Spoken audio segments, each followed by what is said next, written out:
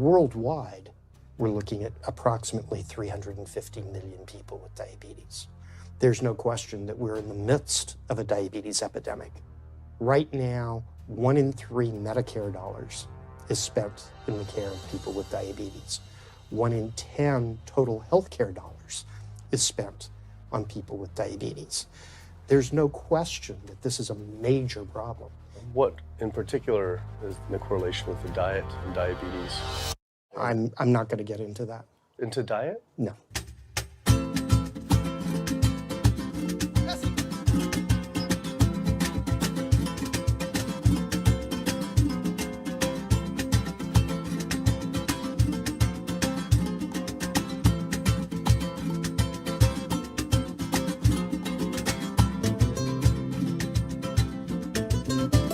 My name's Kip. I'm a filmmaker from San Francisco and I have a confession to make. I'm a recovering hypochondriac. Like so many of us, I have a family history of diabetes, heart disease, and cancer. My dad had his first heart bypass at 49, his second at age 50. My grandpa died young from diabetes complications, and both my other grandpa and grandma died of cancer. I was always paranoid that I would also get one of these diseases. Like any good hypochondriac, WebMD Symptoms Checker was essentially my browser's homepage. Even in my teens, I took Metamucil every day and a daily aspirin. I read all the latest self-diagnosis books, I ate every multivitamin I could get my hands on, and I was obsessed with bodily functions. I followed all the large health organizations' recommendations for preventing disease. I exercise regularly, don't smoke, don't drink soda, get enough sleep, reduce stress, and grew up eating what I thought was a healthy diet. Until...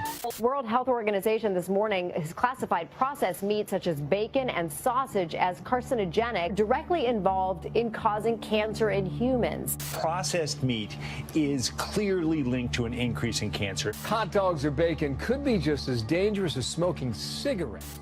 The World Health Organization had looked at over 800 studies from 10 different countries, finding a direct link to consuming processed meat and cancer. Just one serving of deli meats daily increases your risks of colorectal cancer by 18%.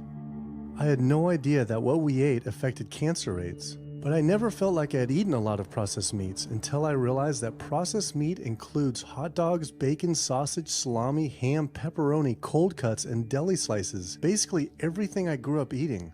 The World Health Organization classifies processed meat as a Group 1 carcinogen, the same group as cigarettes, asbestos, and plutonium, and classifies red meat as a Group 2 carcinogen. Was this like I had essentially been smoking my entire childhood? If processed meats are labeled the same as cigarettes, how is it even legal for kids to be eating this way? I thought this was new information, but many of these studies have been around for 50 years. I couldn't believe I'd been eating processed meats virtually my entire life and was just now finding out how dangerous they are. Why hadn't I been hearing about it from the American Cancer Society, the largest cancer group in the nation? When I went on their website, I was shocked to see that none of this information was featured on their homepage. But even more shocking, on their Eat Healthy page, they actually encouraged eating Group 1 carcinogenic foods like processed turkey and canned meats. This is after the World Health Organization reviewed over 800 studies definitively linking processed meat to cancer. Thank you for calling your American Cancer Society. My name is Sam. I'm a cancer information specialist. How may I help you today? Hi, I was calling because I was wondering why you all recommend people to eat processed meat on your website, which the World Health Organization has classified as a Group 1 carcinogen, which is in the same class as tobacco smoking, asbestos, and plutonium. This would be like a lung association having a how to roll your own cigarette section on their website. It's kind of the same thing. But let me just place you on a brief hold because He wasn't able to answer my questions and said someone would get back with me. I had always been concerned about cancer because both my grandma and grandpa died of cancer. I wondered if things would have been different had they known the link between diet and this terrible disease. In the US, 1 out of every 4 deaths is from cancer. Oh, sweet. American Cancer Society rep confirmed an interview this week. So we just went in for the interview with the American Cancer Society rep, and the security guard said there's no interview scheduled. So I went into my phone, and it turns out last night, after I told her that the interview is going to be about the correlation between diet and cancer, she said she could no longer do the interview. After repeated emails asking why she was declining my interview to simply talk about diet and cancer, she stopped responding altogether. Why would an American Cancer Society rep not want to talk about this? I was, however, able to connect with a growing movement of doctors who are willing to talk about the link between the standard American diet and disease. And it goes beyond just cancer. I took my old trusty van, Super Blue, once again out on the road.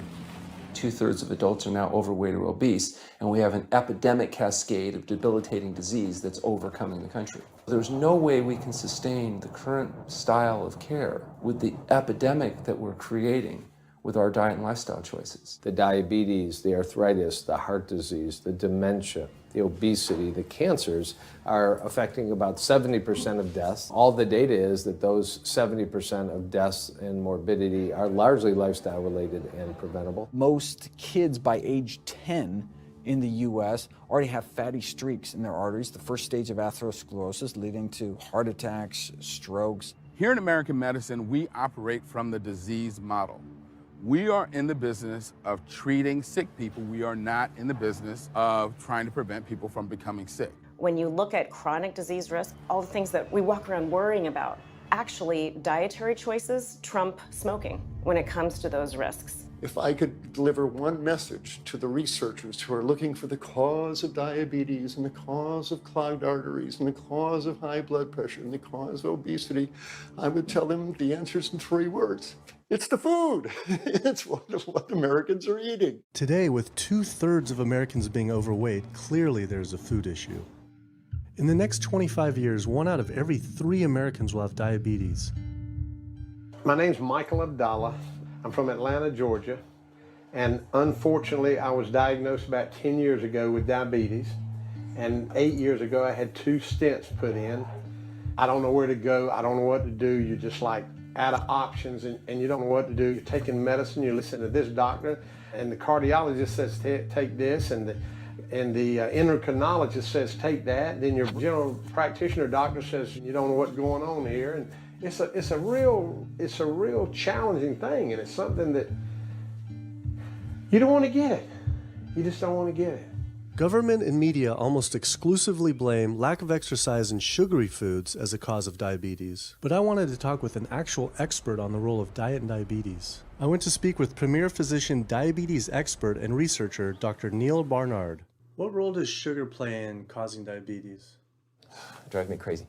Diabetes is not and never was caused by eating a high carbohydrate diet, and it's not caused by eating sugar. The cause of diabetes is a diet that builds up the amount of fat into the blood. I'm talking about a typical meat-based, animal-based diet. You can look into the muscle cells of the human body and you find that they're building up tiny particles of fat that's causing insulin resistance. What that means is the sugar that is naturally from the foods that you're eating can't get into the cells where it belongs. It builds up in the blood, and that's diabetes. I had never heard that meat was associated with causing diabetes. We had always been told that sugar or obesity caused it. Renowned weight loss bariatric surgeon Dr. Garth Davis, though, agreed. Everyone thinks that you get diabetic because of carbs. They did a huge study in that EPIC study, 500,000 people. Carbs consumption was inversely related with diabetes. In other words, the more carbs someone ate, the less diabetes they had. But meat was strongly correlated. Get that aha moment. The starches, the carbs are good for you. They're not bad for you. This idea that carbs make you fat is utterly ridiculous. Carbs cannot make you fat in and of themselves. We have storage in our muscles and in our liver for carbs called glycogen. So when we eat carbs, we either store it or we burn it. Now, eat fat, that goes straight to your fat. Your body can't turn those carbs into fat unless you're really overdoing the calories. Obesity, it's a death sentence. You're at much higher risk of getting cancer. You're almost certainly going to get diabetes. I mean, no one wants to fat shame, and we all want everybody to be comfortable with our bodies, but this movement to be comfortable with our bodies has made us comfortable with being sick, and that's a huge problem. I go into the hospital and I look around me, people on dialysis, all these sick people, and just about every disease in there is because of what people are eating. Here's the thing. If I eat a sugary cookie, The sugar lures you in like the Trojan horse, but waiting inside that cookie is a huge load of butter or shortening, and that's what fattens you up, and that's the part that leads to the diabetes. It's the fatty foods, not really so much the sugar. It's not that sugar is good for you. There's no nutrients in it. It's excess calories. But when you eat sugar, you don't get inflammation right away. When you eat sugar, you're not getting plaques forming in your vessels. When you're eating sugar, your body's going to store most of it as glycogen or burn it as calories. And so this focus on sugar has taken all the focus off meat, dairy, eggs, pork, turkey, chicken. People need to understand, you know, if their child gets diabetes, you've just taken 19 years off their lifespan. We're talking life and death. I realized there was so much more about diet and disease that I hadn't ever learned. It felt as if this information had been practically withheld. Processed meat causes cancer. Sugar doesn't cause diabetes. I had doubt about the claims these doctors were making, so I did some searching on my own. Harvard researchers looked at 9 prospective studies finding that just one serving of processed meat per day increased risk of developing diabetes by 51%. The link between eating meat and developing diabetes became undeniable. But when I went on the leading diabetes organization's website, the American Diabetes Association, not only did they not have this information front and center, they were featuring recipes for red and processed meat. And on their recipes for healthy living, they had bacon-wrapped shrimp? What the hell? All right, send an email to American Diabetes Association, see if they'll get back to us. As destructive as diabetes is, it pales in comparison to heart disease. Over 17 million people die every year from cardiovascular disease. It is the leading cause of death around the world. Nearly 1 out of every 3 people will die from this disease. The amount of people who die from cardiovascular disease is the equivalent of 4 jumbo jets crashing every single hour, every single day, every single year. My name is Amy Resnick, and I'm from Swampscott, Massachusetts, a little bit north of Boston. And I recently went to my doctor for asthma because I had a very hard time breathing. And while there, she did some blood work, and one of the tests was C-reactive protein, and on a scale there was a scale of 1 to 3, 1 being low for cardiac event, 3 being high for cardiac event, and my number was 10.82. What does that mean? That means I am on the road for a heart attack, and she said probably within the next 30 days. 30 days? 30 days, if I'm going the way I was going. I take this for my heart arrhythmia, take this for pain, oxycodone for pain, and lorazepam for stress, cyclobenzaprine for muscle relaxer, also take Topamax and Prozac, and I also use a CPAP machine to help me breathe, and my asthma has been so bad this past year, I use it during the day as well to get some air. I am tired when I wake up, I'm tired during the day, I take a nap, I'm still tired, I can't breathe, and I know I need to make a change for my health, or else I'm not going to be here for my family. When we speak of heart disease, I would say the role of alcohol is pretty small. The role of sugar is very small too. Smoking is big, but the good news is that most people have quit or never did smoke. The problem with animal-based diet, its contribution to heart disease is huge and it is pervasive. All this expensive imaging, procedures, bypasses, medication, none of which has one solitary single thing to do with the causation of the illness. So you die of a completely benign foodborne illness that never had its causation treated. When we eat these kind of dead meat bacteria toxins, within minutes, you get this burst of inflammation within your system such that you basically paralyze your arteries. You get this stiffening of the arteries, their inability to relax normally in half. So it's not like decades down the road eating unhealthy, there'll be some damage. No, we're talking damage right then and there within minutes of it going into our mouth. Many people are given the diagnosis of Alzheimer's disease when it's not true Alzheimer's at all. The vast majority of people suffer dementia due to their tiny blood vessels in their brain clogging up and their nerve cells being shortchanged of oxygenated blood. And guess where that blood vessel dementia comes from? Those little tiny arteries are clogging up from that steady stream of fat, cholesterol, etc. It's really quite clear from the standpoint of cancer and the standpoint of cardiovascular disease that animal protein plays an enormous role. Is chicken better? It's a question of whether you want to be shot or hung. The flesh food that I would eliminate from the American diet would be poultry, would be turkey and chicken. A brilliant advertising campaign has convinced people that, oh, it's white meat, it's healthier. The leading source of sodium in the American diet for adult is chicken. It can be labeled all natural chicken, but be injected with this salt water, I think up to 800 milligrams of sodium. Heterocyclic amines are clear-cut carcinogens, and they can form in any kind of meat as it's heated, as it's cooked. But by far the biggest source is chicken. We sent researchers into fast food and family restaurants. Not only were there carcinogens in every single restaurant, but we found them in every single chicken sample that we took. If somebody brings their family in and they're buying a bucket of chicken, nobody tells them that there are carcinogens. If you're selling carcinogens to people, you've got to warn them that they're in there. But the American Cancer Society encourages people to switch from red and processed meat to chicken.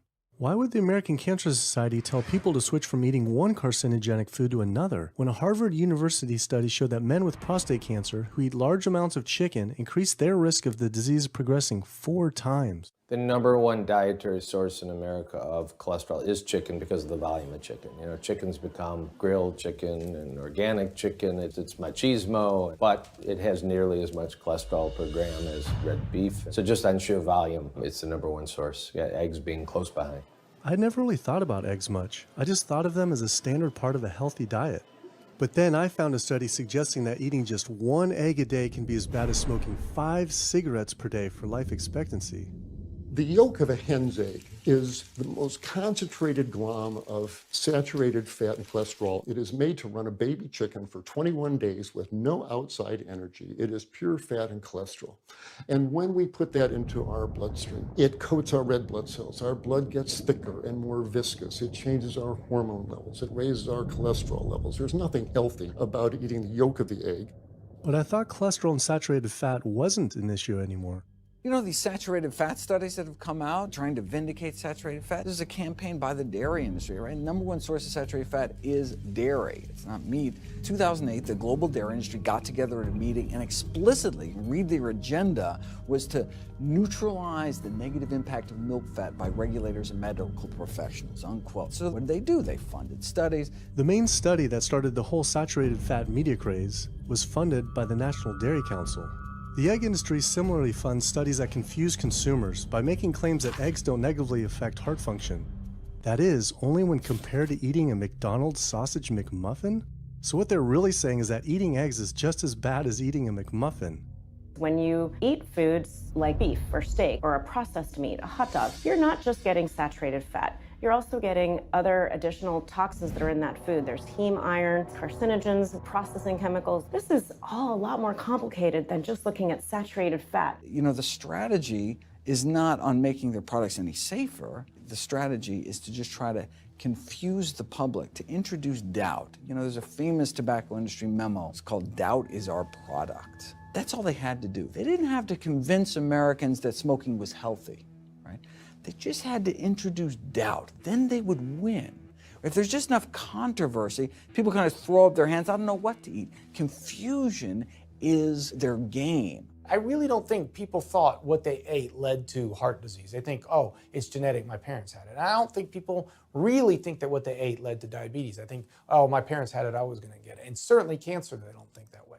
People have bad lifestyles that they've inherited environmentally. They've been exposed to a certain way of eating and living that they've carried on into their adulthood, passed on to their children. That is why they go on to develop the same diseases that their parents and grandparents may have had before them. But it is not inevitable. Even if you have a genetic predisposition, doesn't mean it's going to necessarily manifest. And what determines whether it manifests or not may be those epigenetic variables, the things that you can control, the environmental factors, the dietary factors, the lifestyle factors. So we can actually change the expression of genes tumor suppressing genes, tumor activating genes, by what we eat, what we put into our body. So, even if you've been dealt a bad genetic deck, you can still reshuffle it with diet. I had always thought that I would develop heart disease at a young age because both my dad and grandpa had heart attacks. I was taught that they were genetic, but their heart attacks probably had less to do with genes and more to do with their diets high in meat. That's why when I went on the American Heart Association's Heart Healthy Recipes page, I could not believe they had an entire section on beef recipes. This was just like the American Cancer Society encouraging eating Group 1 carcinogens on their site. Meatloaf, pork loin, steak on your recipe list? Are you kidding me? It's like this menu is trying to give people heart attacks. Your website, and we noticed Heart Healthy Recipes, and we were kind of bewildered by why there's a bunch of recipes on, a whole section on beef recipes, and there's also a section on egg recipes when there's such a strong link between beef, red meat, and heart disease. I honestly don't know because I don't do that, I guess. That's not what I do. Another organization rep that wasn't able to answer my questions, but he said that he'd have someone get in touch shortly. I was, however, able to talk to the president of the American College of Cardiology, Dr. Kim Williams. So the American College of Cardiology is a 47,000 member and growing organization with a dedicated mission to reduce heart disease and to improve patients' lives. And if you look at the incidence of hypertension and diabetes and mortality in men, they actually get reduced as you go higher and higher in terms of how much you restrict animal products. What about fish? So fish is a little different. You've got the 4 worries, which is PCBs, mercury, saturated fat, and cholesterol. And the cholesterol is all over the place. You can hit tuna in water, that'll be almost less than a glass of milk, to salmon or tilapia, which is higher than a pork chop. If you look objectively at fish, what you find is they've become essentially mercury sponges. And that's why in many parts of the country they warn you, don't have more than so many of these fish a week because it's getting too much mercury can kill you. Fish are eaten by bigger fish who are eaten by bigger fish, and these pesticides and herbicides bioaccumulate in the fish flesh. And these big fish, including the salmon, which people think is the healthiest fish, truth is the amount of pesticides and herbicides in the flesh of these fish are shocking, and they have estrogenic and cancer-promoting properties in them. They'll say, well, but don't sardines have less concentration of toxic waste product than other ones? Something being less toxic doesn't make it healthy. It just makes it less toxic. Farmed fish is by no means healthier. All the antibiotics that these animals have to be fed, similar to chickens and turkeys kept in confinement. These fish get infections. They get fungal infections, they get bacterial infections. You've got to feed them antifungals, antibiotics, and these substances accumulate in the fish flesh as well. I always knew that pollution was bad for our health, but I had never thought about the environmental pollutants affecting food. Dioxins, being the most toxic man-made chemicals known to science, cause all sorts of things. They cause endometriosis, they cause cancers, they cause endocrine disruption problems. Most of your exposure, 93% of it, comes from eating meat and dairy products because it climbs up in the food chain so effectively. So you can get exposed living near these incinerators and breathing it, but it'll take you 14 years to breathe in as much dioxin as a cow will ingest by eating the grass in one day. And that dioxin will accumulate in its fat, which includes the milk and the meat, and anyone eating meat or dairy products is going to get that dose of dioxin, so it climbs up the food chain every step. Men have no way in their bodies to get rid of dioxins, but women have 2 ways. They're both involving having a baby. One is that dioxin crosses the placenta into the growing infant, and the other is that it comes out from the breast milk. So if you have a meat and dairy consuming mother breastfeeding that infant, then the highest impacts of toxic exposure like mercury and dioxins will go to that infant. Pregnant women are told, oh, certain types of fish should be avoided. But what about all these other animal products which are introducing, imagine as the fetus is developing, introducing these very harmful toxins which create reproductive abnormalities, developmental problems, and hormonal issues right as the child is developing, the most critical stage of development. It does make you worry when people say, don't you want to have a little bit of milk because you're pregnant? Don't you want to have some fish because you're pregnant? Who do you think is going to get the chemicals that are in that? All these environmental toxins and toxins from the feed that they're being fed accumulate in their tissues and are released into the mother. and unfortunately to the child when you eat these products when you're pregnant. So this includes antibiotics, hormones, steroids in animal feed. Commercial animals are largely fed GMO corn and soy, which are very laden in pesticides. PCBs have been banned since the 70s, but they persist in the environment. Dioxins, all of these compounds can create hormonal, reproductive, developmental damage as well. Eating organic beef, poultry, pork, or fish will not help you avoid contaminants like mercury, like dioxins, like strontium-90, because they fall out over all sorts of farm fields and water bodies, and they don't skip over the organic fields. And so really the contaminants are coming in regardless of how these animals are raised. I had always been concerned about the possible health impacts of GMOs, but then found out that most of the world's GMO crops are actually consumed by livestock, with dairy cows consuming the most per animal. This fact, with everything I'd learned about bioaccumulation, made dairy terrifying, especially considering how much cheese I ate in my life. Cheese is an amazing product when you think about it. It's probably one of the single best foods at compromising health that you're going to actually feed to people. Think about it. You've got an animal product, so you've got all the issues of biological concentration. You have a highly processed food product, and not only does it have naturally a lot of saturated fat, but you put a lot of salt into it. There's a strong link between dairy foods and autoimmune diseases, and so that can show itself up as excessive production of mucus and exacerbation of asthma in kids who are prone to that, and even adults. And also there's an association between dairy foods and multiple sclerosis and type 1 diabetes, which is an autoimmune disease, and other rheumatologic problems. Cow's milk is baby calf growth fluid. That's what the stuff is. There's absolutely no child or human on earth who actually needs the milk of a cow any more than they need the milk of a giraffe or a mouse. Most people in the world are lactose intolerant. I mean, that's the normal state of affairs. Why would your body create this enzyme to digest lactose after weaning, after infancy? It doesn't make any sense. 73% of African Americans are lactose intolerant, 95% of Asians, roughly 70% of Native Americans, and about 53% of Hispanic Americans are lactose intolerant. Our government is encouraging Americans of color to eat foods that it knows is going to make them ill. Ultimately, what that boils down to is the government is telling me as an African American to eat food that's going to make me ill for no health benefit so that it will benefit dairy farmers as a form of institutionalized racism. Yeah, milk is a risky food for human consumption. As a pediatrician, I see on a daily basis children suffering from conditions that are linked or associated to dairy consumption, such as eczema, acne, constipation, acid reflux, iron deficiency, anemia. Cow's milk protein is the most allergenic food. People say, well, no, I want hormone-free, not injected with bovine growth hormone. But milk is this hormonal fluid, so it's just packed with sex hormones and natural sex steroid hormones like estrogen, progesterone. In fact, doesn't matter if it's conventional milk, doesn't matter if it's organic milk. Milk without hormones, that's an oxymoron. Organic dairy has just as much saturated fat and cholesterol and galactose and all the things that you don't want as conventional dairy. Dairy products in general have a lot of other products associated with it, not the least of which is pus. I mean, they actually have laws limiting how much pus you can actually have in a milk and still sell it. I believe it's like 750,000 pus cells per cc. Because, I mean, you wouldn't want too much pus and it would be like pure pus. People might object. In fact, you could think of cheese as kind of coagulated cow pus, if you would. But I was always told that we need milk for strong bones. I'm Jane Chapman, and not too long ago, finally got some x-rays of the hips and back. Severe bilateral osteoarthritis of the hips. And actually, I'm scheduled for 2 hip replacements. That's bone on bone.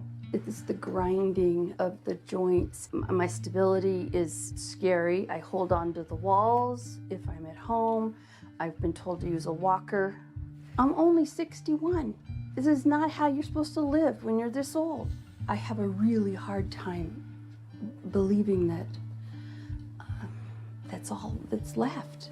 Researchers have studied bone development in kids and whether they get stress fractures and that kind of thing. And the kids who drink the most milk have zero protection. Milk does not build strong bones. Harvard researchers have looked at a large group of older women. Over an 18-year period, the milk drinkers had zero protection from fractures. So this old notion that somehow milk is going to build strong bones or protect your bones later in life, it's a myth. People that drink milk have higher rates of hip fractures, have more cancer, and live shorter lives. It turns out that countries with the highest dairy consumption also have the highest rates of osteoporosis, so clearly drinking more milk doesn't protect your bones. Doing more research, I found that dairy was linked to many different types of cancer as well. Just like many of us, I thought that the majority of cancer was due to genes, but only 5 to 10% of cancer is actually genetic.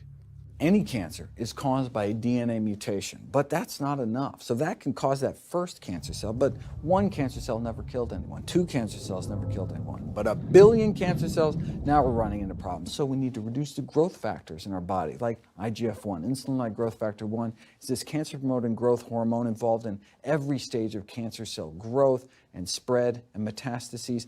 Any animal protein boosts the level of IGF-1. Dairy products increases your risk for various forms of cancer, especially those related to your hormones. So breast cancer, prostate cancer, ovarian cancer. So this is not a product, even in its most pure state, you want to be consuming because it does come with risk. I found out that dairy can increase a man's chance of getting prostate cancer by 34%. And for women who've had breast cancer, just 1 serving of whole dairy a day can increase their chance of dying from the disease 49%, and dying from anything 64%.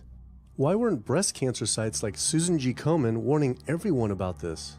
For calling Susan G. Komen, this is Jocelyn. How may I help you? Okay, so we're wondering why you don't have a huge warning about the dangers of consuming dairy on your website when there's a direct link to breast cancer. There was a study published in the Journal of the National Cancer Institute that found out women consuming dairy who has had breast cancer increases their risk of dying of breast cancer 49%. I was wondering why it's not on your website. We cannot answer these types of questions. Once again, another health organization rep saying someone else would have to answer my question.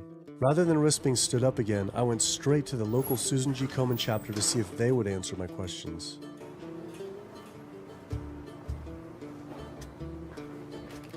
They didn't want to answer my questions in person either, and told us to stop filming, but promised they would connect me to the national office directly.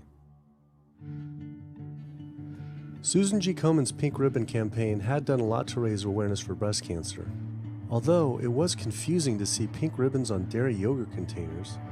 Breast cancer can be prevented with a healthy diet and lifestyle, but we're not. We're talking about pink ribbons and putting all the money into research for the cure. I, for one, know that I would want my daughter, my mother, me, I want to focus on not getting to that point, and that's where I would like to see more energy and effort put.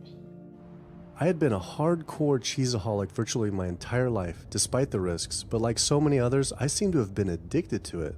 It turns out that the casein protein, that's the main protein in dairy products, and particularly in cheese. It breaks apart in the human digestion to create what are called casomorphins, casein-derived, morphine-like compounds that go to the brain, and they attach to the very same receptor that heroin attaches to.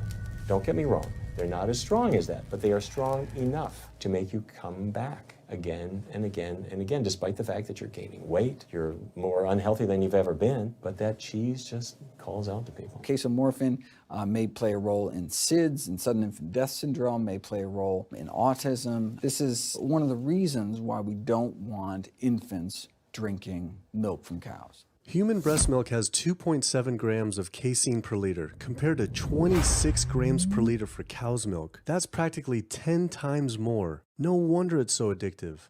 This talk about addiction made me think about all the drugs animals are fed. I went to the headquarters of the Center for Food and Safety, the nation's leading FDA government watchdog group, to see how concerned we need to be about drugs in our food. So that we know of, there are at least 450 different drugs that are administered to animals, either alone or in combination. These drugs are given to animals for a variety of reasons, very, very few of which are actually beneficial to consumer health. We've got drug companies that work real hard to make sure they can sell lots of drugs to people raising cows, pigs, and chickens. The pharmaceutical industry sells 80% of all the antibiotics that it makes in the United States to animal agriculture. Antibiotic residues are found in meat, other antimicrobials are found in meat, there's been ractopamine found in meat, there's been hormones found in meat. So right there you're talking about 4 different drugs. It could be, in the same piece of meat.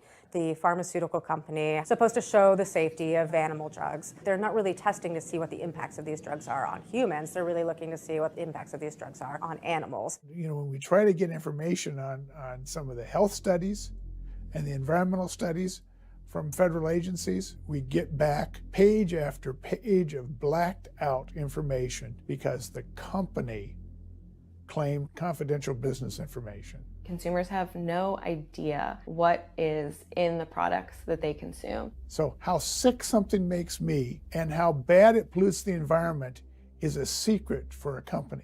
In the animal agriculture industry, as in the tobacco industry, these companies really have a vested interest in making sure that the public doesn't have information about their effects and what risks are really posed to consuming them. You have this system where animals are living in their own waste. They're living next to animals that are sick or even dead, and they're stuck in cages with these animals. The bacteria tends to spread, so that the pathogens that are being created in these filthy conditions are breeding resistance to antibiotics, and the public are becoming exposed to those. We already have people dying from salmonella and other things that you eat. We're having about 3,000 people die every year in the United States. That's more than the number of people that were killed in 9/11 in the Twin Towers in New York. If we had some terrorist organization killing 3,000 people a year, we would be all over it. The antibiotic-resistant bacteria deaths that we have, on top of that, you get 20,000 people dying a year. That's 7 9/11s every year. Can you imagine if that many people were being killed by some terrorist group in the United States every year? We would find them. The World Health Organization has said we're nearing a post-antibiotic era in medicine. You'll be at risk in minor surgeries to have a fatal infection. You'll be at risk going to the dentist if you have a tooth extracted. Or it'll be like Civil War medicine. You get an infection in your leg and you cut your leg off. So you have this very dangerous situation. By crowding these animals in, they become a perfect engine for generating a new flu virus that can come out into the community. If you lived near a swine spray field, not even the CAFO, but the waste disposal field, you were 3 times more likely to have a MRSA infection. You can't see how it impacts the average person's life in Duplin County, North Carolina, and not be a little upset about it. From an environmental standpoint, from a community standpoint, from all other aspects, North Carolina, we're in a state of emergency. We've already had bouts of swine flu, or H1N1 as they prefer to refer to it. That particular swine flu incident was originated on a farm here in North Carolina. There's approximately the same number of hogs in North Carolina as there are people. Between 8 to 10 times the amount of feces is produced by a hog, an adult hog, as compared to an adult human. 10 million pigs in North Carolina produce the waste equal to 100 million humans. This is the equivalent of the entire U.S. Eastern Seaboard flushing their toilets into North Carolina, but there is no waste treatment. The pigs' waste falls through slats in the floors of the sheds they are forced to live in. It is then pumped into giant waste pits, which leach into rivers and streams, and is pumped out unfiltered onto fields, further polluting the environment and neighboring health. When you go back and you look at where these hog facilities are located, there's a disproportionate number of them that are located near communities of color, low-income communities. It is definitely a human rights issue. My sister, she have asthma, and her brother, he have asthma. He's 3, and we don't know what she might have. I have asthma, I have sinus, I have sarcoidosis, that's the bacteria, and I have a pacemaker, which is 6 sinus syndrome. But mostly everybody in this neighborhood got asthma or either cancer. My neighbor there died from cancer probably just last year. My nephew down the street, he's got cancer. He's in terminal cancer, stage 4. Not a smoker, not a drinker. And it's not in his lungs. It's in his lymph nodes. But see, if you live here and saw the way they do, you wouldn't eat no pork. Well, I don't eat bacon because I know where it comes from. When they die, They go into a box and they decompose because they swell especially from heat.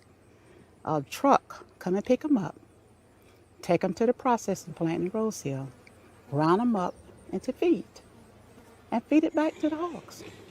If I come out this door, if he's spraying there, it's gonna come in my face. It hit you right in the face. Smell like something that you have never smelled before. It smells worse than a dead body. It's the family graveyard. I have my grandmother out there, my sisters, my brothers. When we go to the funeral, he used to spray. During the funeral? During the funeral, yes. During the funeral. Yeah, he spray. And when the people come, everybody be closing their nose up, saying how it stink. They can want to have a cookout on Sunday, he'll spray. Do you think he does it on purpose? I think so. Because he just sprays Sunday. He always sprays Sunday. And in most of these area, hog houses and turkey house is in the black area or the Hispanic area. It's either or. Do you think it's also a civil rights issue? Yes. Yes, I do. Yes, I do.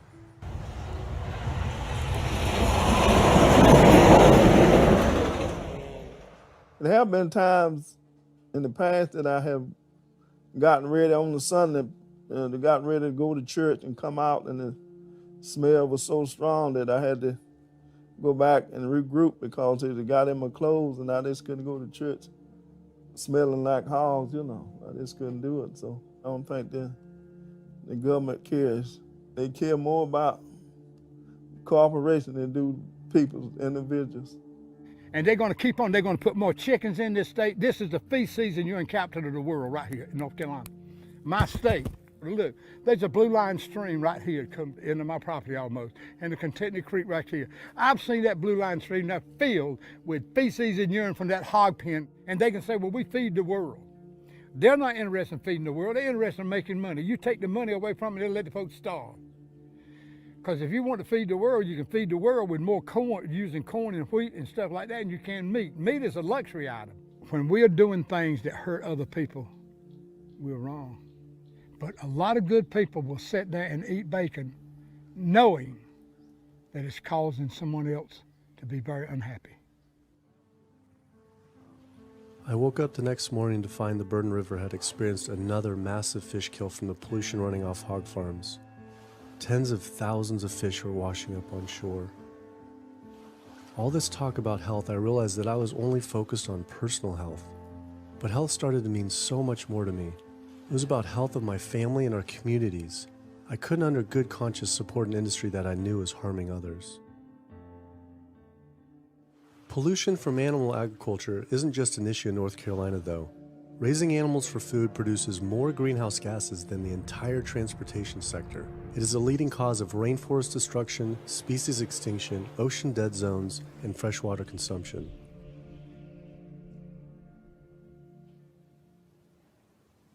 American Diabetes Association actually finally got back and they agreed to an interview.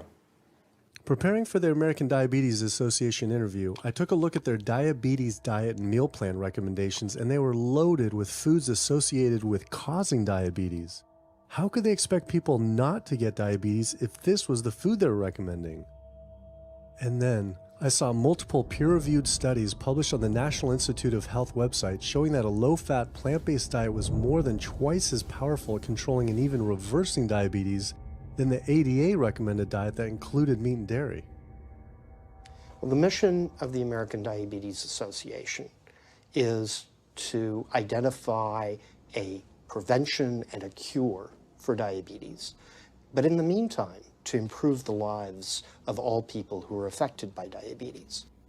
And what's the best way to prevent this? For type 2 diabetes, it's unclear. We can't prevent type 2 diabetes in everybody.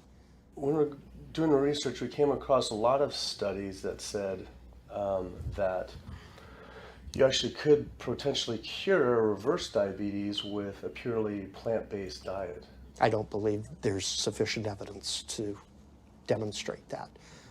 How does it compare to the ADA diet that you recommend? We don't recommend a specific diet. We recommend healthy eating. The one that's on the website. We recommend healthy eating. Do you have a whole list of exact day-to-day, the meal plan, the whole meal plan? All they are selections of foods to consider. We do not have a diabetes diet. But with that selections, that you consider that plan compared to a plant-based plan? No one's done that study. We found actually some studies, that a 74-week study found that low-fat vegan diet versus the ADA plan in type 2 I diabetes. think we're done here. I'm not gonna get into an argument about. Oh no, I was just wondering the studies of if this is true or if it shows that. Or Any diet works. Any diet works if people follow it. But if it's a diet that's not the proper diet, like if anyone follows a diet that they eat I can't tell you what a proper diet is. I can tell you what an improper diet is. So then we can talk about the good diets. I'm not sure why. I'm not going to get into that. Into diet? No. Why not? If that's where you want to go with this, I'm sorry, I'm not the person that you should be talking to. And why is that though? If that's what you want to get into, I'm not the person you need to be talking to. Who do we talk to about diet? You can talk to anybody you want. But that's interesting though. Why not recommend a diet? Because the data don't exist to support But if we see data that we looked up that supports it with, like, you know, the NIH, in Europe, the European Association of Diet. We're done. I'm sorry. I'm not going to get into that argument with you. No, it's not an argument. I'm not going to get into the argument. Why is it an argument? It's just talking about in European study of diabetes and other places that have studies. Why? There are lots of studies. Why is it even an argument? There are lots of studies in the literature, many of which have never been replicated or, frankly, are wrong. That's why we do peer review, okay? The European Association of Study of Diabetes has been peer reviewed? Or I don't know what study you're referring to, and in the absence of being able to see that study, I'm not going to comment. I could show it to you. I'm sorry, I don't have the time for that. I just don't understand why it's an argument, though. Okay.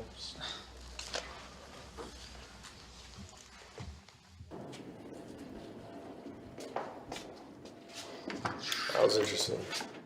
What he wanted to talk about was people living longer with diabetes.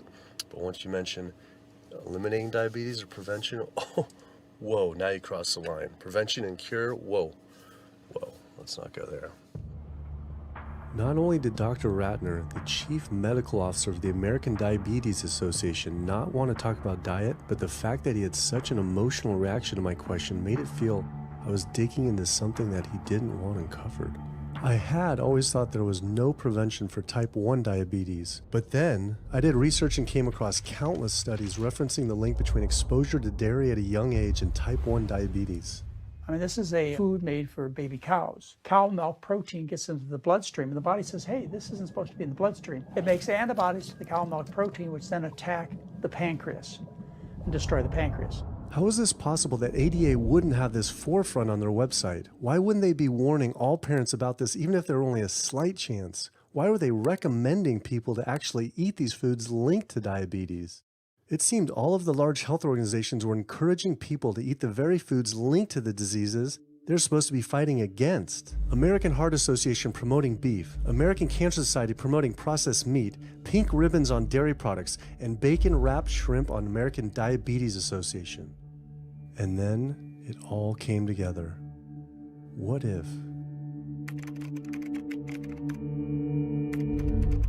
And there it was. The American Diabetes Association was taking money from Dannon, one of the world's largest dairy yogurt producers, Kraft Foods, makers of Velveeta processed cheese, Oscar Mayer processed meats, Lunchables processed kids meals, and Bumblebee Foods, makers of processed canned meats.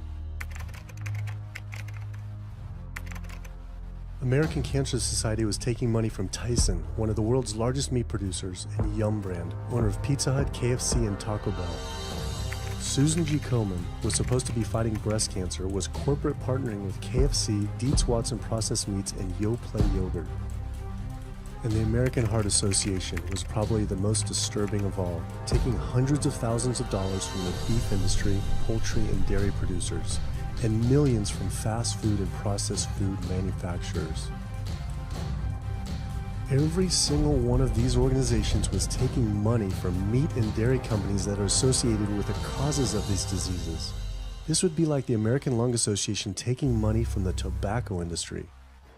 I was sick of not getting answers, so I went to the headquarters of these organizations myself. We have to speak to someone in person. There's millions of people dying from the foods that they're recommending people to eat.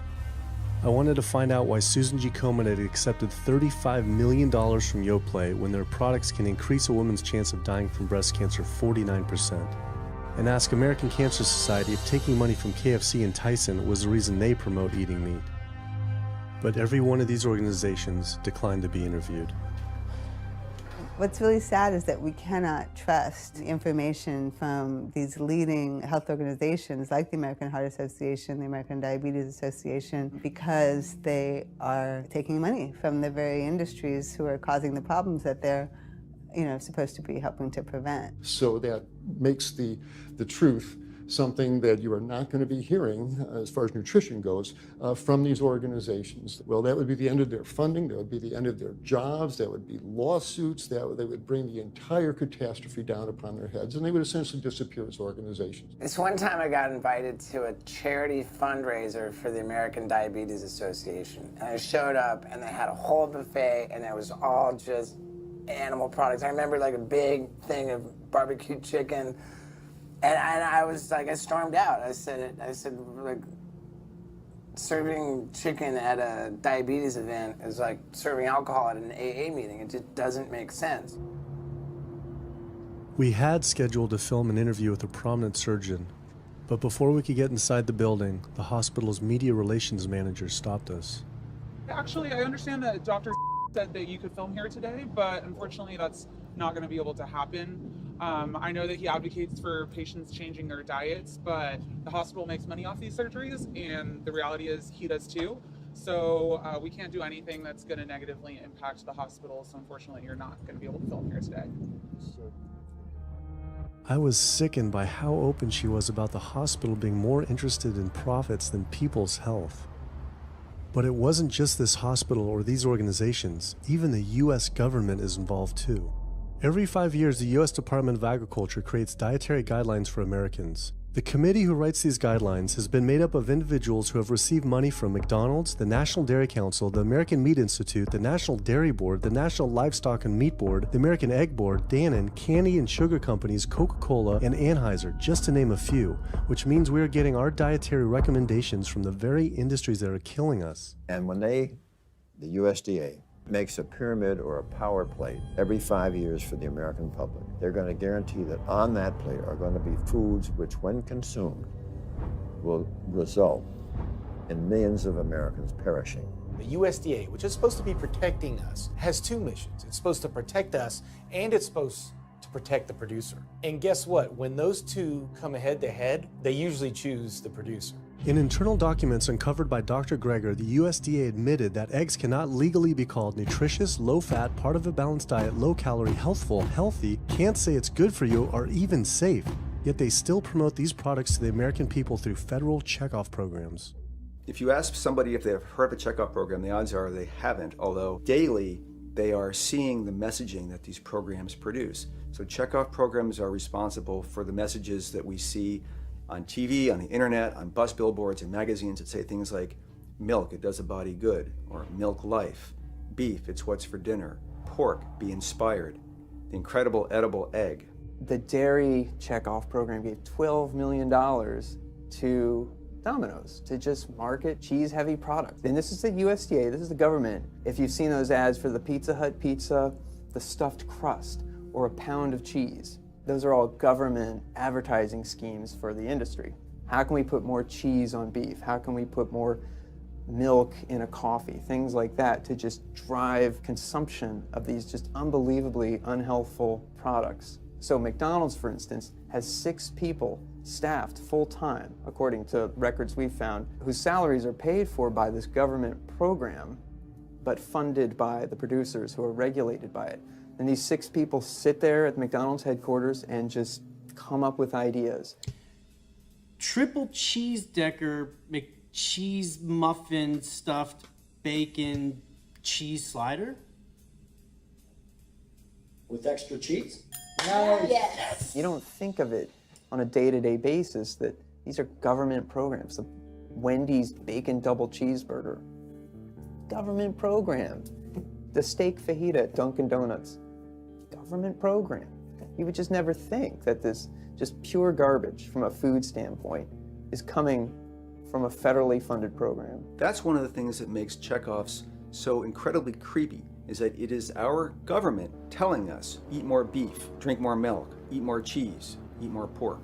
One of the very effective ways that the dairy industry promotes its products is to reach children, because kids are impressionable, they're going to be consumers for their entire lives, and you might as well get them while they're young. So dairy spends at least $50 million promoting its products in public schools throughout the country with posters with people with milk mustaches and messages like milk, it does a body good, or milk life.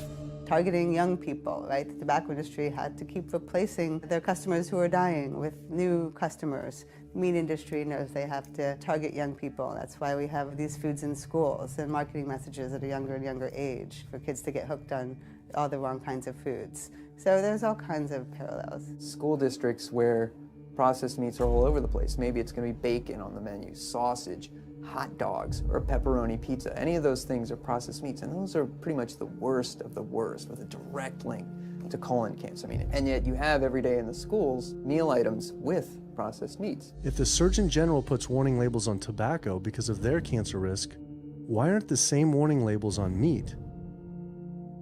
Based on the publicly available data, we know they spend at least $557 million promoting their goods through checkoff programs. We know that they spend at least $138 million lobbying Congress. We expect that they spend a good deal more than that in figures that simply aren't publicly disclosed. The industry's lobbying power is so strong that they can create laws and push through legislation that doesn't benefit Americans in any way, such as ag-gag laws that criminalize whistleblowing or photographing abuses by this industry. Activists in the U.S. can be charged as terrorists for disrupting the profits of any business that uses animals under the Animal Enterprise Terrorism Act, to the even more ridiculous ones like cheeseburger laws.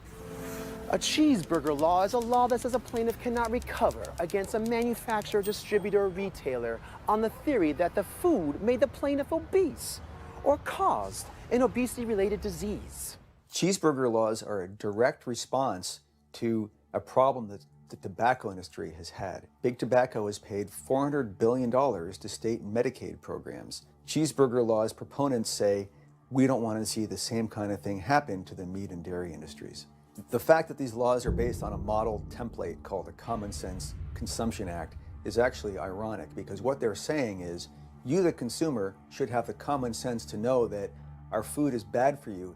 I've often typified the meat industry to people who maybe don't understand its power and reach, as it's got all the money of big tobacco and big pharma, and it has the personality of the National Rifle Association. So any little thing that comes up, man, they beat it to death. Robert Martin wasn't exaggerating. When the profits of the egg industry were threatened by egg alternative company Hampton Creek Foods, extremely disturbing emails were uncovered by Ryan Shapiro and Jeffrey Light. We uncovered documents demonstrating the American Egg Board considers Hampton Creek, quote, a crisis and major threat to the future of the American egg industry. The American Egg Board considers a successful egg replacer company to be such a threat that they joke on their government email addresses about murdering the CEO. In internal government emails with the heads of the egg industry, they suggest having the CEO of Hampton Creek, Josh Tetrick, murdered, including a menacing email from the executive director of the American Egg Board.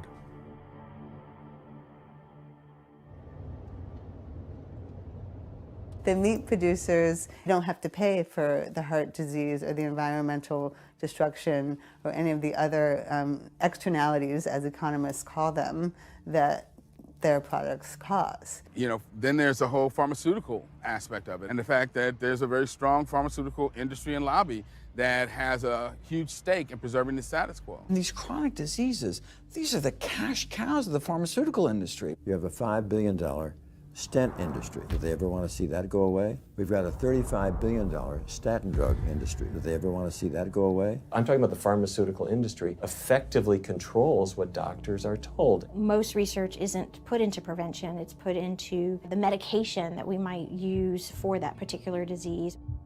I'm on 2 different high blood pressure medicines, 6 asthma type medicines even after 4 years of shots, and then another medicine to help take care of side effects from some of those medicines. I'm on high-level antidepressants, a couple of different pain meds for my back and hips.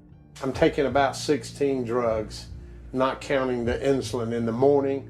I take insulin in the morning, insulin at night, you know, 32 to 34 units of insulin. Lantus, to be exact. Some of these meds are for diabetes. This is for peeing. I have to use this for my prostate, and then I have to use this for the heart, and I have to use this for blood pressure. And it's just on and on and on and on. The doctors are telling me this is what I've got to do for my whole life, and it's frustrating, and it's very stressful, and I don't know how long my liver is going to last taking all this stuff. Under conventional medical treatment, whether it be for autoimmune disease, or even conditions like high blood pressure or diabetes, you're told that you have to take drugs. And not just for a week or a month or a year. You're told you have to take drugs forever. You're guaranteed that if you follow your doctor's advice, you'll be sick forever. You'll never get well. That's the guarantee.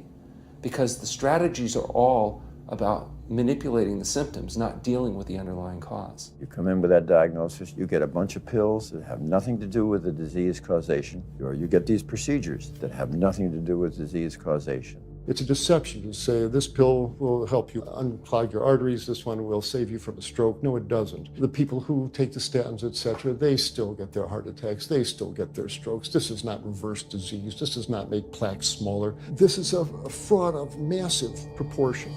In the U.S., treating chronic disease such as heart disease, cancer, and diabetes is a $1.5 trillion industry. That's the GDP equivalent of the 10th richest country in the world. I went back and dug deeper into the health organization's funding, and there it was again. These organizations were accepting millions of dollars from pharmaceutical companies that are making billions of dollars from the very same diseases these health groups are supposedly trying to end. It seemed like a major conflict of interest, unless ending these diseases isn't really the goal. The pharmaceutical industry spends more money on lobbying than any other single industry. Just like animal agriculture, they are so powerful they write their own laws that have had activists imprisoned to silence them.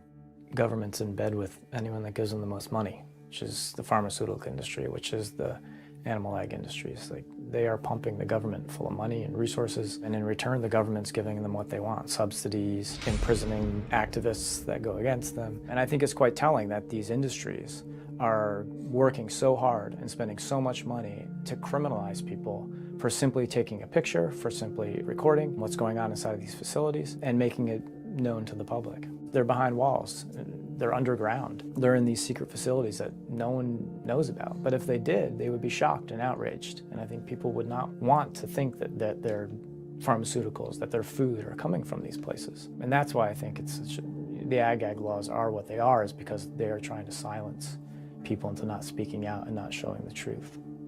I finally realized how deep the collusion truly is between government and these industries, and how dangerous it could be to expose them. These concerns intensified after meeting the USDA whistleblower who revealed mad cow disease in the U.S. meat supply. USDA operates like the military. So when I got on TV and that, right away USDA sent out memos to all the veterinarians and food inspectors. If anybody from the media ever contacts you, do not talk to them. Refer them to Washington, D.C., and we will talk to them. So right away, shut up everybody. American public should be very concerned about this, what's going on with USDA. Here in the United States, we have at least 4 cases of mad cow disease, but I'm almost positive there's more cases than that, but the government isn't looking for it. So what you're saying is that there could be already mad cow disease in humans. Right, and I think a lot of it was misdiagnosed. With the Alzheimer's or dementia, it takes several years, you see the progression, but to make it easier, these doctors just sign off on it as dementia or Alzheimer's without actually taking a biopsy of the brain to see if it's that, or is it actually a prion disease like Creutzfeldt-Jakob disease or mad cow disease. Do you think it's safe to eat meat? I personally don't think it's safe to eat it because of the fact how the line speeds are increasing and also our inspectors are not well trained enough. At the present time, the line speed now is going about 220 cows an hour. That gives you about somewhere around 4 cows per minute, so that's 15 seconds per cow. These dangerous slaughter speeds means that animal waste ends up everywhere. Testing shows 88% of pork chops are contaminated with fecal bacteria, 90% of ground beef, and 95% of chicken breast sample contain animal waste bacteria. There is nothing clean about eating this way. But it just isn't waste, it's also pus-filled infections. You can see there's a bump or some kind of abscess underneath the hide. Most of the time when the hide's pulled off, either that will open up the abscess and the pus will come out, or if it's deep-seated, when the inspectors are doing their work or the company employees, they might stick their knife into an abscess and it explodes all over the place. I had heard enough. I was utterly disgusted by the corruption, the greed, the disease, and the abuse I was learning about. The very animals we were killing us and the planet. But so many people eat meat and dairy every day of their lives, and we are so concerned about getting enough protein. Do we have to eat meat to get complete protein? Oh my God, oh my God. You want me to jump off this belt in junction now? Well, first of all protein is made by plants. I'll state that again for the record. All protein is initially made by plants, all of it. And it is not necessary to eat animal tissue in order to get protein. Only plants have the ability to actually take nitrogen from the air, break those molecules apart, and incorporate that nitrogen into amino acids and then make protein. Any protein you get from an animal is simply recycled plant protein. If you ate a diet that was calorically adequate, and even things like brown rice and broccoli, and you got enough of it, you'd get enough both quantity and quality of protein. 2,000 calories of brown rice and broccoli is going to be about 80 grams of protein a day, including the essential amino acids that you need in order to maintain optimum health. I mean, grains are loaded with protein. Beans are loaded with protein. Vegetables are loaded with protein. You really want to get your protein from plants because plant proteins have a much more beneficial effect on our physiology. The funny thing about protein is most Americans get about twice the amount they need. Most Americans get less than half the amount of fiber they need. But the conversation tends to always be about protein. So in my mind, it's just this magical marketing campaign that protein has taken on over the decades. The question is not where do you get your protein, it's where do you get your fiber? I have never in my professional career seen a protein deficiency. I've never seen someone come in eating normal amounts of calories and they're protein deficient. You just don't see that. So human milk has the lowest protein content ever in any species ever tested. I mean, that's the fluid that's been designed by evolution over millions of years. And that's just like the perfect food for human babies, right? Perfect food, lowest protein content any other mammal. And so it gives a sense of kind of protein requirements for anything. So then rat milk, ape milk, donkey milk, any milk has ever been tested. And you hear this a lot in bodybuilders. They're like, well, I need, chicken, or I need fish to be, to be strong, to build muscle tissue. That is utter nonsense. The largest, strongest terrestrial animals on the planet are all herbivores. The biggest, strongest animals are all herbivores. When we bring in people and they're on meaty diets and we transition them to a plant-based diet, we always track what they're eating. Their vitamin intake goes up. Their nutrition overall goes up, dramatically better. And these same people might worry in advance, will I get the nutrition that I need on a plant-based diet? The fact is, you're not getting the nutrition you need on a meat-based diet, and you're going to get dramatically better nutrition on a plant-based diet. For an average-sized guy like myself, I need about 56 grams of protein a day. That's optimum. Probably I really need 30 to 40 grams a day. Diets that are really high in these protein create diabetes, create heart disease, create cancer, create the diseases that I'm treating on a daily basis. But this is the opposite of what all the high-protein diet fads say. The food you eat determines the bacteria that live in your gut.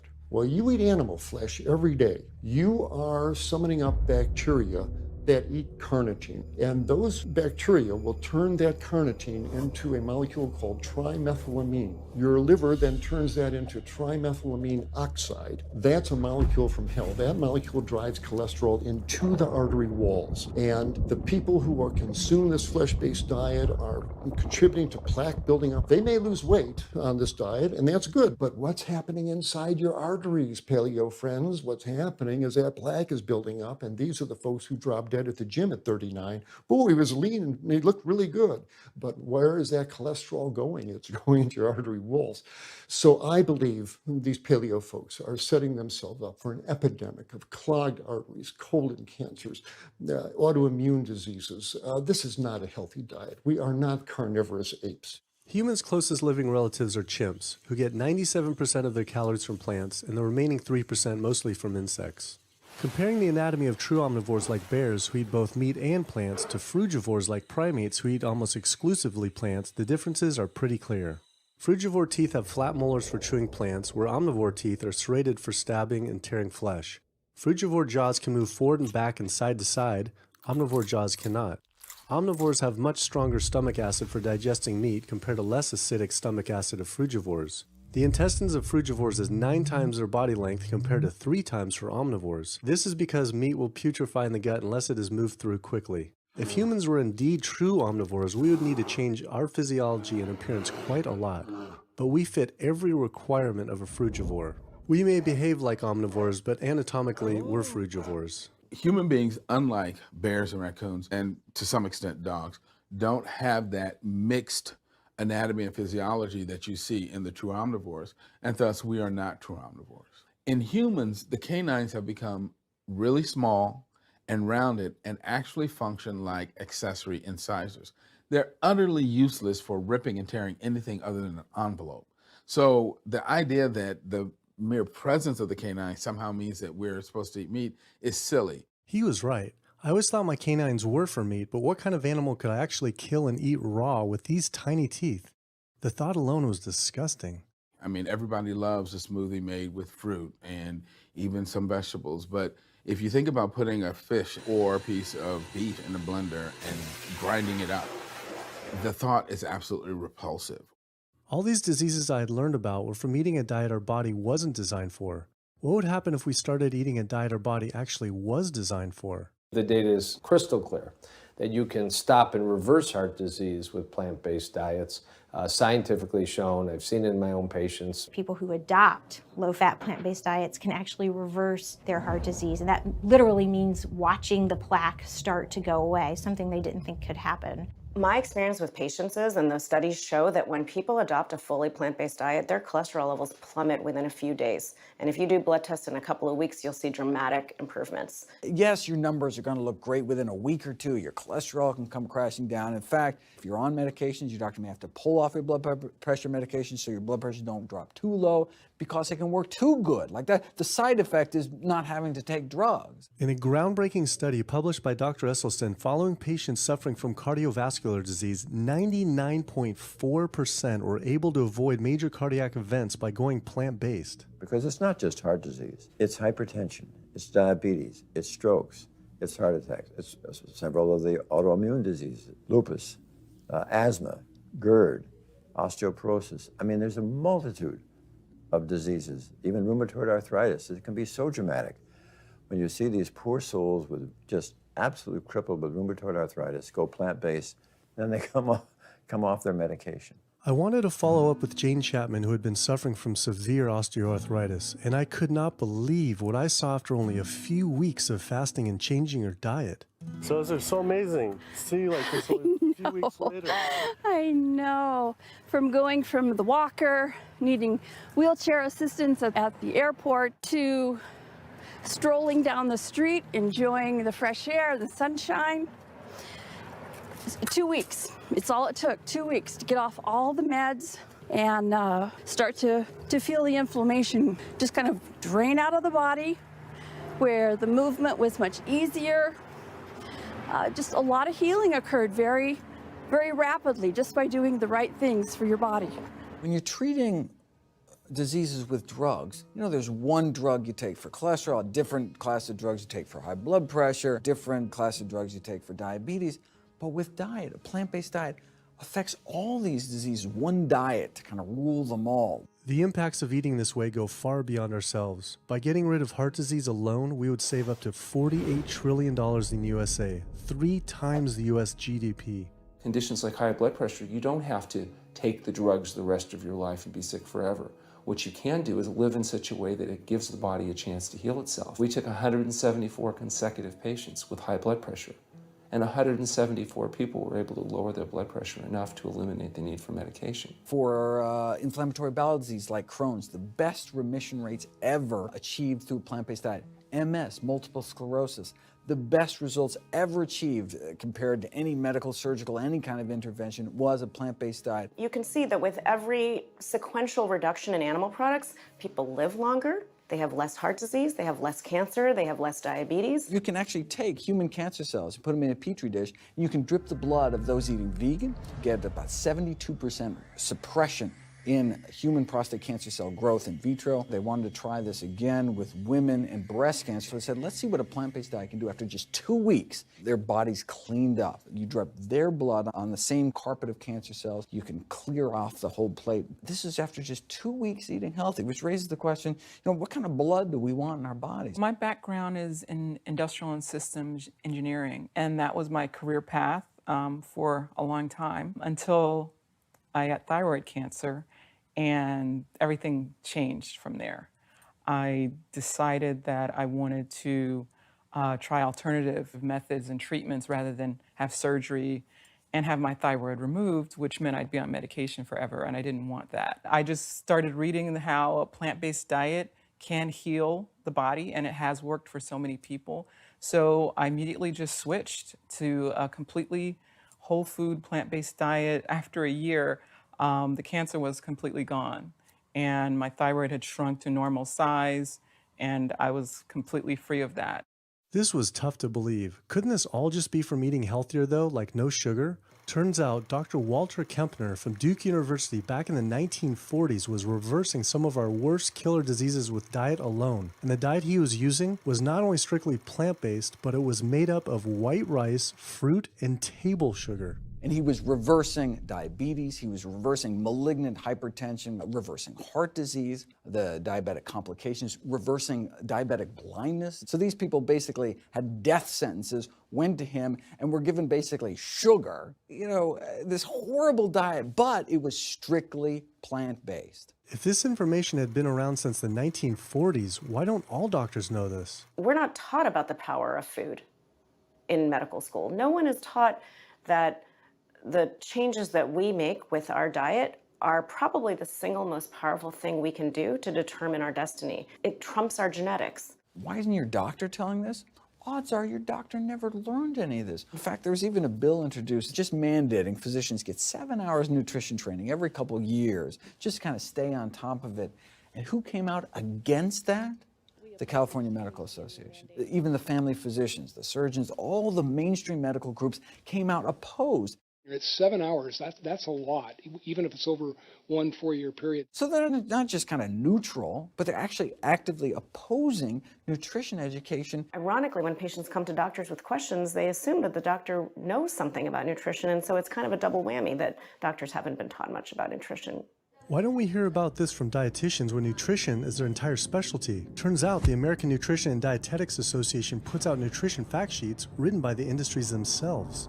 The industries pay $20,000 per fact sheet and explicitly take part in writing them.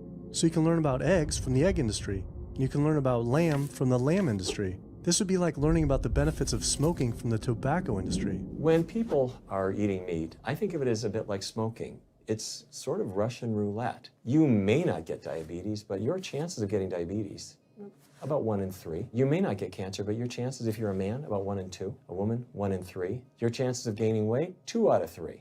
It's not all diet, but most of it is. The best thing that you can do to make sure that you empty all those bullets out of the chamber and you're not taking risks with your health is to get the animal products out of your diet and eat healthy foods. I came to True North to help me with my asthma and to lose a little weight, and it's amazing. Just in 2 weeks of changing my diet Don't have to take any asthma medication, no antidepressants, no pain medication, no heart medication, nothing. No medications at all. And it's just incredible. I was taking Oxy and Advil, and I was taking 800 milligrams of Motrin 3 times a day just to get through the day because I was in so much pain. And now, nothing. Wow. Nothing at all. 2 weeks. 2 weeks, So 14 days. All that medication, you're completely off. Completely off everything. It's just been so frustrating to me because I went to so many different doctors for help, and I tried so many different medications to help me with my asthma, and nothing helped, and I was stuck on the couch for the last 10 months, unable to breathe. And now in 2 weeks' time, 14 days, I'm off my medication, and I can breathe, and I feel good, and I can walk. My life has changed, and it only took 2 weeks of a whole plant-based diet. That's incredible. Yeah. That is incredible. It really is. That's amazing. It really is. I feel so blessed and so good and just so happy to be doing this, and I'm hoping that I can be a role model for other people and not be pushy about it, because everyone's going to do it in their own time. But thank God my time is now. Thanks. Thanks. As powerful as Amy's story was, I knew for some, eating 100% plant-based would still seem extreme. I think there's this sense that everything's okay in moderation, right? But we haven't seen that moderation works. There really isn't a study that shows that by eating meat and eggs in moderation, you can actually turn your heart disease around and get better.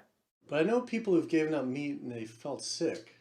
Yeah, it's unlikely that anybody's symptoms are caused by a dead, decaying flesh deficiency. The lack of highly processed animal food products in the diet is not going to be associated with the causal factor about why they're sick. There is going to be a reason why they're not feeling well, but that's not going to be one of them. So I've had people go vegan and they come back to me and they're like, I'm hypothyroid and my doctor says I'm hypothyroid because plant-based diet makes you hypothyroid. I'm like, so what does your doctor tell all his meat eaters that are hypothyroid? Boy, what's an animal flesh or dairy that you can't get in plant-based? Cholesterol, heterocyclic amines, E. coli. You know, if you think about it, there is nothing in an animal-based diet that you can't get in healthier form somewhere else. The only other vitamin is vitamin B12. It's not made by plants, not made by animals either, made by little microbes that blanket the earth. So because the way we live in our sanitized world, unless you're eating bacteria-contaminated foods, we need to get a source of B12 from somewhere. And so the healthiest, cheapest, safest source is to get a vitamin B12 fortified food or vitamin B12 supplement, not to get it from meat and dairy. What about people who say they have to eat meat for their blood type or their genes? I mean, it's just like I need meat because I'm a Capricorn, or I need meat because I have an A+ blood. I mean, it's like, what do you say? No one has to eat meat. I mean, there's no vitamin, mineral, nutrient that you can't get from non-animal sources. Valentine's Day, I decided to go vegan and give up all meat, which was never in my thoughts in a million years, but I've heard so much success from people that are vegan. And so I gave up all animal products whatsoever. I've lost 29 pounds. I've been able to cut my meds in half. I've been able to cut my insulin in half. And now I'm going for the moon. I'm going to cut it all out. In the last 6 weeks, we've just had 3 grandchildren. And my ugly face is going to be around to see them graduate from high school and college. I'm going to be here. My mission is to let everybody know you do not have to suffer from diabetes and cancer and heart disease because someone in your family had it or because the doctors are telling you this is what's going to happen. You can take charge of your health and have a positive outcome just like I did. The reason I'm so committed to this is, my grandmother had diabetes and I didn't know what I know now about healing the body. And if I did, I feel like she could have lived at least a few years longer. And so it's in her honor that I do what I do. Because I could save someone else's grandmother, aunt, uncle, father from that,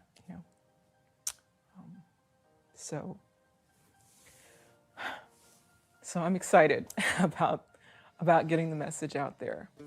There's a common belief that eating plant-based is expensive. Not at all. It can be done in a very inexpensive way where you buy foods that are in season and you shop in the bulk bins, and that saves a lot of money. You can eliminate a lot of your expenses on your grocery bill by not buying meat and dairy because those things are expensive. Our meal plan for a family of 4 is $25 per person in the family. 2064 is your total. 2064, whoa. That's for an entire week of food. Really? An exploding movement of elite athletes are utilizing vegan diets to heal injuries, speed recovery times, and enhance their performance. Before I was vegan, I was only bench pressing 315 like 5 times. And then after going vegan, I was doing 400, 425, 465. And I was like, oh my God, this is amazing. I'm vegan and I'm bench pressing 465 pounds. This is ridiculous. And as soon as I went vegan, tendonitis started disappearing. My strength in my right arm started coming back. High blood pressure was going down. You can't be strong and be dying on the inside. That's not strong. That's weak. That's really weak because yeah, you look big and strong on the outside. Yeah, big man. No, but your heart's crying for help on the inside. You're dying. I'm a professional parkour athlete, a 2-time world freerunning champion, and more recently I got into Ninja Warrior where I'm captain of Team Europe as we won USA versus the world. For something like Ninja Warrior and parkour specifically, you really need to have a good strength to body weight ratio. So I was carrying mass that I really didn't need. And when I went vegan, I lost 15, 20 pounds. I was more agile, I was more efficient, more stamina in my body. Just that extra bit of pop that I didn't have before, it just gave me that extra strength. So this is a very vibrant way to live. It can enhance you as an athlete. For me, 100% better athlete than I was before. It unlocked a whole new chapter of my training. The science is there, the health is there, the athletes are there proving that you don't need to eat dead animals to be strong, to be healthy. I started working out when I was 47 years old. All the muscles you see, I gained as vegan. I gained 15 pounds of muscles on my body, eating all plant-based vegan foods. All the aches and pains in my body, it just went away. Because I'm not ingesting so many inflaming foods, the acidic foods that animal products are. Gorillas, rhinos, and elephants, they all get their muscles and strength from eating plants. That's what I do. I travel all around the world for my surfing, and I've always been able to eat vegan. I feel like if you want something, you can make it happen. I just don't make any excuses. I would never not be vegan now that I know all the benefits and now that I know how it feels to be vegan. Every aspect of my life has been improved by adopting this lifestyle. I feel better, I perform better athletically, I sleep better, my energy with my kids is better, my focus at work is better, everything is better. My skin cleared up, kept myself trim for 9 years now doing this. All I can tell you is that I felt and I continue to feel better than I ever felt before. My friend Jason Lester and I were the first people to do this challenge called Epic 5, which entailed doing 5 Ironmans on 5 Hawaiian islands in under a week. An Ironman is a 2.4-mile swim followed by a 112-mile bike and then running a marathon, 26.2 miles after that. So we did 5 of those in a row on 5 different islands in a little under a week. Yeah. You almost die? Yeah. Where'd Did you you die? So I guess the famous question, where did you get your protein in there? From plants. Like so many people, I was looking for excuses not to change my diet. But once I finally did, I felt liberated. Within days, I could feel the blood running through my veins with a new vitality.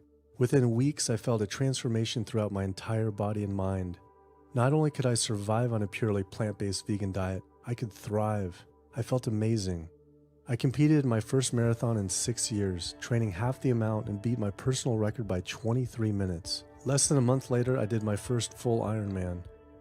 Although I could possibly get away with eating a little bit of meat and dairy without ill effects to my personal health, I could no longer willingly support an industry I knew was causing so much suffering to communities, families, and all life on the planet. A whole new world opened up. I felt whole again, connected to a greater sense of what true health is, and where true health doesn't end with me, but begins with us. If people adopted a plant-based diet, the changes we would see in our individual health, in our national health situation, and in this physical environmental world we live in would be so profound. I mean, today, you can say, I'm not going to eat that stuff anymore. It's one thing that I can do myself personally to make a difference. It will give you a greater sense of well-being and happiness when you know that, one, you're not destroying your health every time you sit down to eat, you're not promoting cruelty, and you're not damaging the earth. I don't want my gains to be at the detriment of the planet of other things. And yet I'm not weaker, I'm stronger. That's the beauty of it. When you're altruistic, when you make choices for the greater good of others, it comes around, benefits me as well. It benefits us all. Studies show that we can not only survive, but we can thrive. I just feel this is a great way to live, not harming other beings when we can be healthy and happier. I love it. It's a great life. I never thought that I could feel this good at this age, and I just want everybody to feel this way. I feel like a 20-year-old. I'm almost 50. Nothing tastes as good as healthy feels, basically. And so the choices that we make every single day, day in and day out, around our food, has the capacity to bring us true health and optimal wellness, not just individually, but collectively, as a species and for our planet. We're not going to live forever, but while we are alive, we can live well. And for me as a doctor, that's what I want to see. Where there's a will, there is a way. And I believe that.